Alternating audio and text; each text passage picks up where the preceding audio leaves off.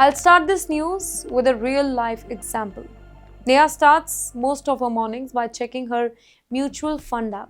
She's 34, she works at mid-sized firm in Gurugram and has been putting 15,000 rupees into SIPs every single month.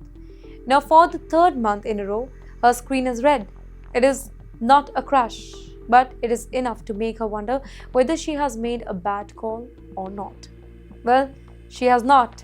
Part of the answer sits thousands of kilometers away in Washington, D.C., where the US government debt, that has crossed $40 trillion, and that's a lot.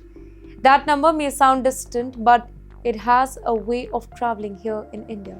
It can affect anyone's SIP return, the price of cooking oil in India, or the order book of an exporter whose American client have started spending less. Now, when investors they become nervous about America's finances, they often become cautious across global markets too. Indian equities can see foreign money leave. Once money leaves India, the rupee comes under a lot of pressure.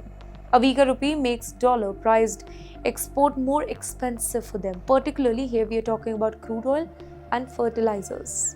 Well, by August 19, total US federal debt stood at around $40.047 trillion, roughly $3.09 trillion higher than the earlier year. The Congressional Budget Office projects debt held by the public could rise from 101% of GDP in 2026 to 120% by 2036. Net interest payment could rise from about $1 trillion to $2.1 trillion over the same period of time. But let's kill one common myth right now. This is not America going bankrupt, not at all. The real risk is a crisis of confidence. If investors begin losing faith in the US government debt, borrowing cost could rise, market could shake, and the dollar's dominance that could gradually face pressure further. In the first 5 months of 2026, foreign institutional investors sold nearly 2.3 lakh crore rupee worth of Indian equities. Domestic investors, specifically through SIPs, helped absorb much of that particular selling. And then there is the rupee. In August 2026, it was trading near 95.7 rupee to a dollar, nearly 10% weaker than the year earlier. India imports most of the crude oil that it consumes. So a weaker rupee combined with expensive oil, it can quickly become an inflation problem for us.